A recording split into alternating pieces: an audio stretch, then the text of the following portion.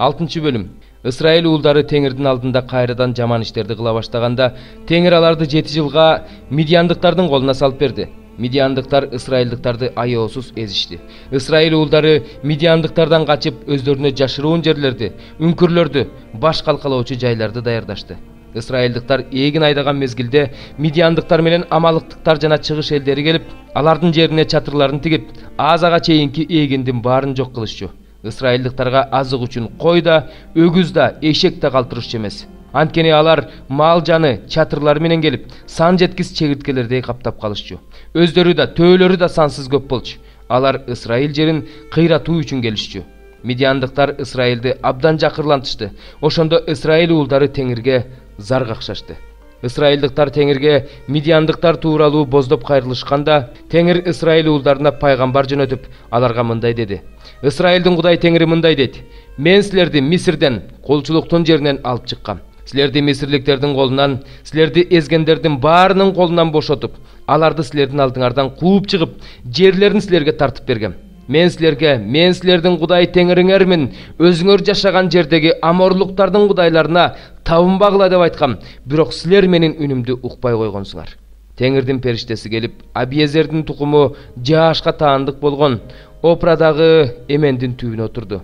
Ошол учурда анын уулу Гидон буудайды Мидияндыктардын көзүнө көрсөтпөш үчүн жүзүм сыгылуучу жайда жанчып жаткан.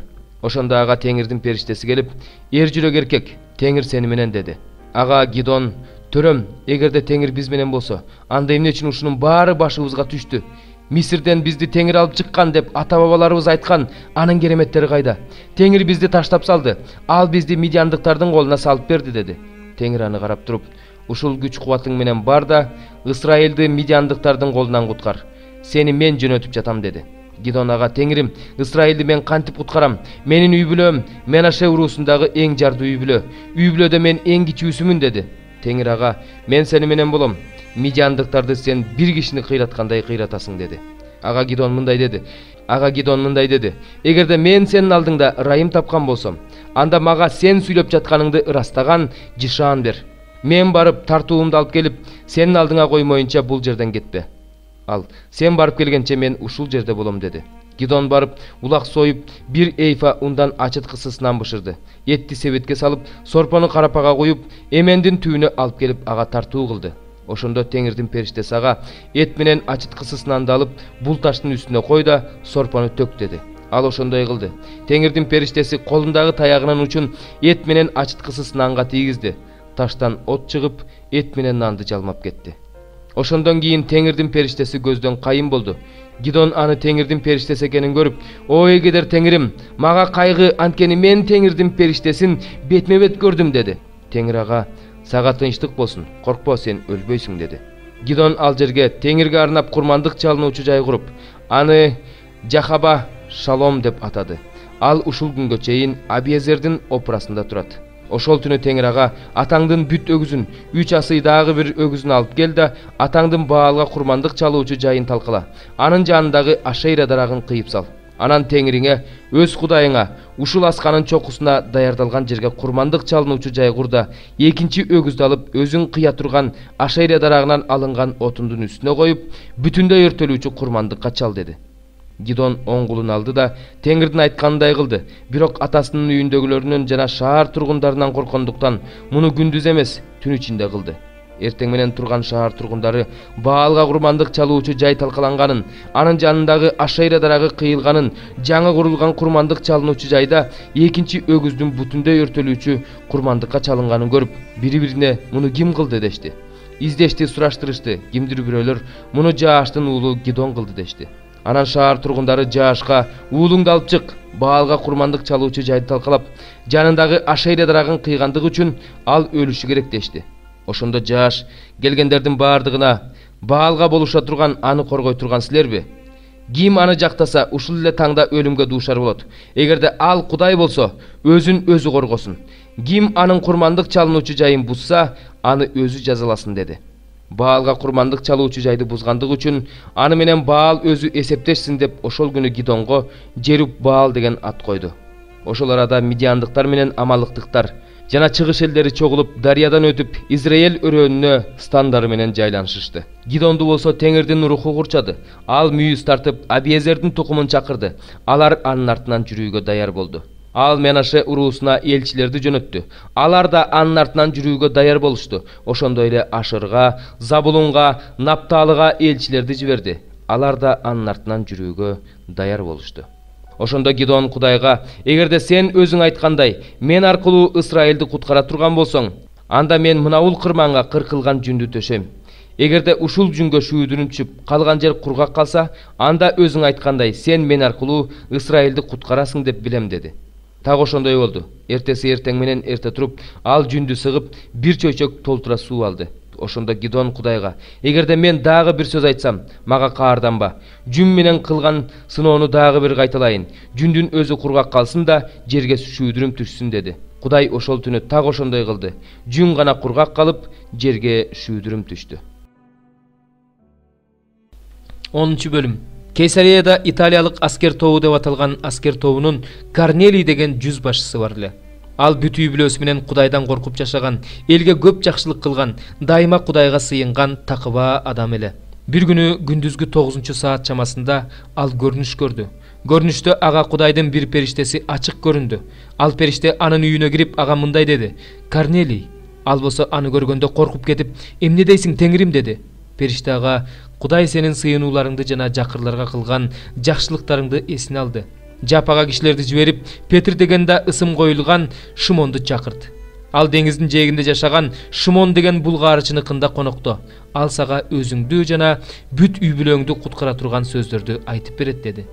Периште алыстап кеткенден кийин Корнелий өзүнүн кызматчыларынын арасынан 2 кызматчыны жана өзүнүн жанында жүргөн бир такыба аскерди чакырып, аларга баарын айтып берди да аларды Жапага жиберди. Эртеси күнү алар жол жүрүп отуруп, шаарга жакындап калышканда 6-саат чамасында Петр сыйыныш үчүн үйдүн үстүнө чыкты. Ошондо ал ачка болуп тамак жегиси келди. Тамак даярдалып жаткан убакта ал көрүнүш көрдү. Ошол учурда ал ачылган асманды жана өзүн көздөй түшүп келе жаткан бир идишти көрдү. Ал 4 бурчу байланган дасторкон сыяктуу эле. Анын ичинде жер үстүндөгү 4 аяктуу ар түрлүү жаныбарлар, сойлоп жүрүүчүлөр, канаттуу куштар бар эле. Ошол жерден ага мындай сөз айтылды: "Петр, ордуңан туруп, буларды союп же." Бирок Петр мындай деди: "Жок Теңир, мен эч качан арам же таза эмес нерсе жеген эмесмин." Ошондо ага экинчи жолу мындай үн угулду: "Кудай тазалаган нерсени сен таза эмес деп эсептебе." Бул 3 жолу болду. Ошондон кийин идиш кайрадан асманга көтөрүлүп кетти. Петр көргөн көрүнүшүн эмнени билдирерин түшүнө албай турганда, Корнелий жиберген адамдар Шимондун үйүн сурап дарбаза алдына токтошту. Алар: "Петр дегенде ысым коюлган Шимон ушул жерде коноктобу?" деп кыйкырып сурашты.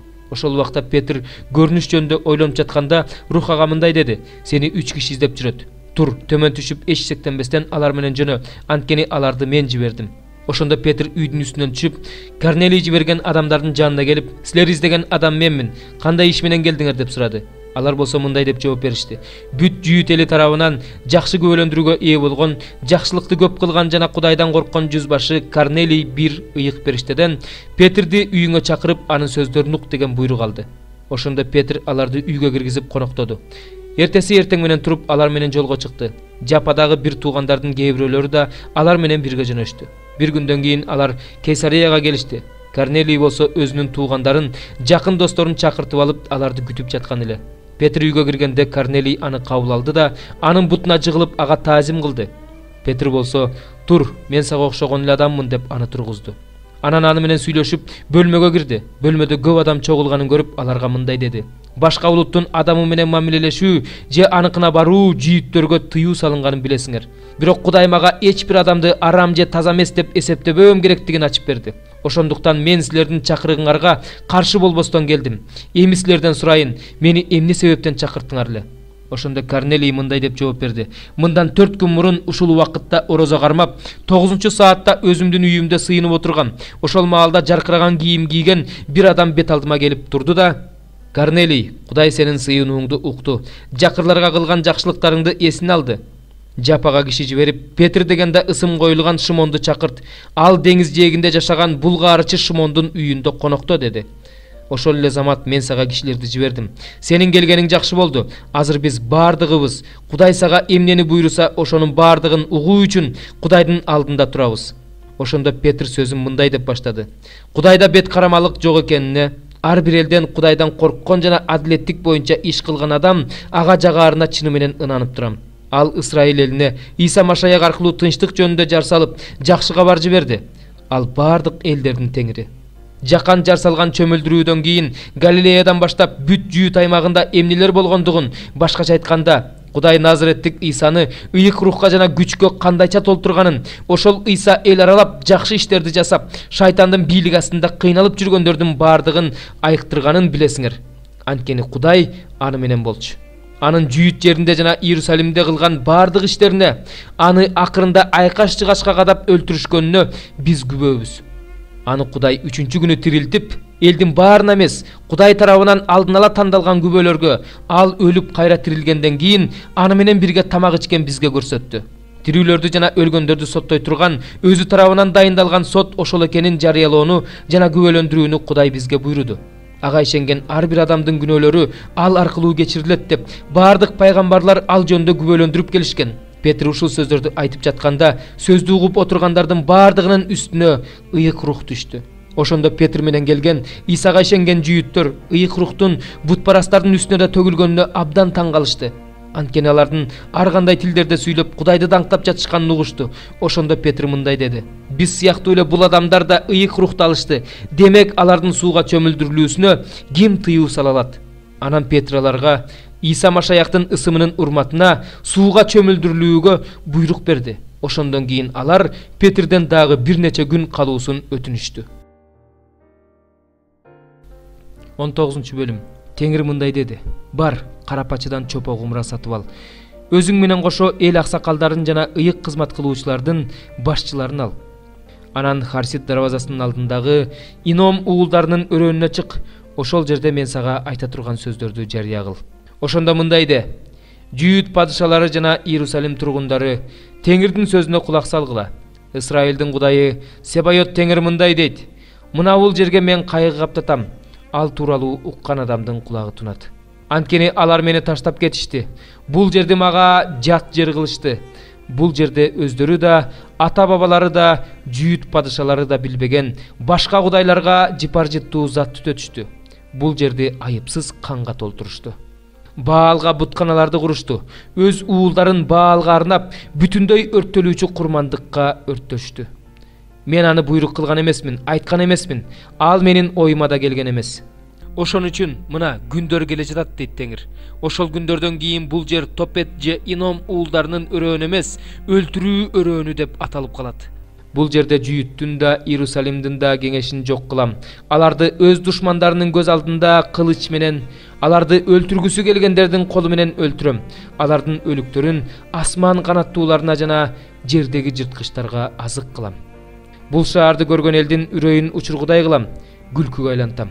Бул шаар аркылуу өткөн ар бир адам таң калат, анын бардык жараатын көрүп ышкырат. Аларга өз уулдарынын жана өз кыздарынын этин жедирем. Аларды өлтүргүсү келген душмандары кысымга алганда, курчоодо эзүүдө жатып, ар кимиси өз жакынынын этин жейт. Анан сени менен келген кишилердин көз алдында кумураны талкала. Аларга мындай деп айт: Себайот Теңир мындай дейт: Мен бул элди жана бул шаарды карапачынын талкаланган, калыбына келбей турган идишиндей кылып талкалайм. Көмүүгө жер жетишсиз болгондуктан аларды Топетте көмүшөт. Бул жерди дейт Теңир, жана бул жерде жашагандарды так ушундай кылам. Бул шаарды Топетте кылам. Иерусалимдин үйлөрү да, Жүйүт падышаларынын үйлөрү да Топет жериндей таза эмес жер болот. Анткени бардык үйлөрдүн төбөсүндө, бардык асман кошуундарына жыпар жыттуу зат түтөтүшөт, бөтөн кудайларга куюлуучу курмандыктарын куюшат. Жеремия Теңир пайгамбарчылык кылууга жиберген Топеттен келип, Теңир үйүнүн короосунда туруп алып, бүт элге мындай деп айтты: Исраилдин Кудайы Себайот Теңир мындай дейт: Мына, мен бул шаарга жана Жүйүттүн бардык шаарларына ага каршы айткан бүт кайгыны каптатам. Анткени алар тоң моюн эл, менин сөздөрүмдү угушпайт. 5 бөлүм. Алар көлдүн аркы өзүндөгү Гадара аймагына келишти. Иса кайыктан түшөөрү менен аны мүрзөлүк үңкүрлөр тараптан жин оорулуу бир адам тосуп чыкты. Ал мүрзөлүк үңкүрлөрдө жашачу. Аны эч ким чынжыр менен да байлап кое алчу эмес. Анткени аны көп жолу кишендеп, чынжыр менен байлашкан, бирок ал чынжырларды үзүп кишендерди талкалап салчу. Аны тыюуга эч кимдин күчү жетчү эмес. Ал дайыма күндүр түндүр тоолордо, үңкүрлөрдө кыйкырып жүрчү, өзүн өзү таш менен ургулачу. Ал Исаны алыстан көрүп чуркап келди да ага таазим кылып: «Эй Иса, бардыгынан жогору турган Кудайдын уулу, менде эмнең бар? Кудай үчүн суранам, мени кыйнай көрбө» деп катуу кыйкырды. Анткени Исага жин бул адамдын ичинен чыгып кет деп айткан эле. Анан Иса андан: «Сенин атың ким?» деп сурады. Ал: «Менин атым Түмөн, анткени биз көппүз» деп жооп берди. «Бизди ушул өлкөдөн кууп чыгара көрбө» деп жиндер Исадан аябай өтүнүштү. Ошол жерде тоонун боорунда чочколор жайылып жүргөн эле. Жиндердин баары Исадан: «Бизди ушул чочколорго жибер, ошолордун ичине кирели» деп өтүнүштү. Иса ошол замат аларга уруксаат берди. Жиндер адамдын ичинен чыгып чочколордун ичине кирди. Ошондо 2000ге жакын чочко гөлдү карай бет алып тик жардам кулап сууга чөгүп өлдү. Чочко кайтаруучулар болсо качып жөнөштү. Алар шаарларга, айылдарга барып, бул окуя тууралуу жарыялашты.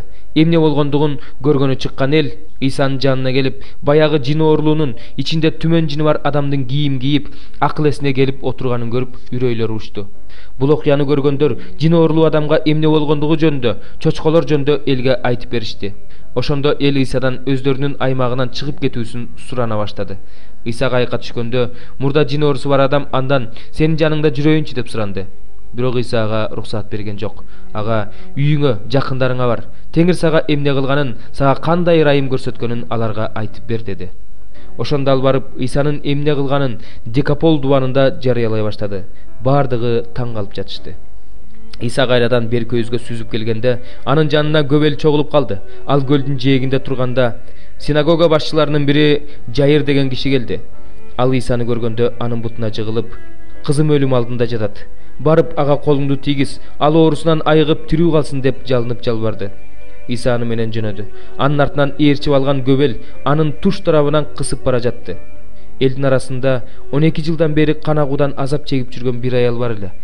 Ал көп дарыгерлерге көрүнүп, колунда болгонун бүт түгөткөн, бирок оорусунан айыкпай абалы начарлай берген. Иса жөнүндө уккан бул аял көпчүлүктү аралап өтүп, анын артынан келип кийимине колун тийгизди. Анткени ал анын кийимине колумду тийгизсем эле айыгам деген эле. Ошол замат анын кан агуусу токтоду. Аял өзүнүн оорудан айыкканын сезди. Ошол эле учурда Иса өзүнөн күч чыкканын сезип: «Менин кийимиме ким колун тийгизди?» деп элге кайрылды. Шакирттер ага: «Топ эл сени кысып турганын көрүп турасың да, анан мага ким колун тийгизди дейсиң?» дешти. Бирок Иса муну ким кылганын көрүш үчүн тегерегин карады.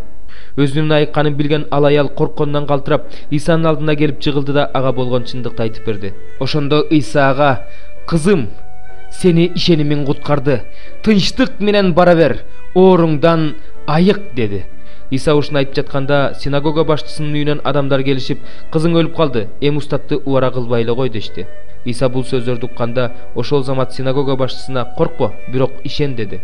Иса Петирди, Жакыпты жана анын бир тууганы Жаканды гана ээрчитип алып, синагога башчысынын үйүнө барды. Ал жерден ал ызы чуу чүп буркурап боздоп ыйлап жаткандарды көрдү. Ичкери кирип аларга: «Эмнеге ызы чуу чүп ыйлап жатасыңар? Кыз өлбөй эле уктап жатат» деди. Алар болсо Исаны шылдыңдап күлүштү. Иса баарын тышка чыгарып жиберди да кыздын ата-энесин жана өзү менен келгендерди ээрчитип, кыз жаткан бөлмөгө кирди. Иса кызды колунан алып ага: «Талита куми» деди. Бул сөз: «Кыз, сага айтып жатам, тур» деп которулат. Кыз ошол замат ордунан туруп баса баштады. Ал 12 жашта эле. Муну көргөндөр аябай таң калышты. Муну эч ким билбесин деп Иса аларга катуу эскертти да кызга тамак берүүнү буйруду.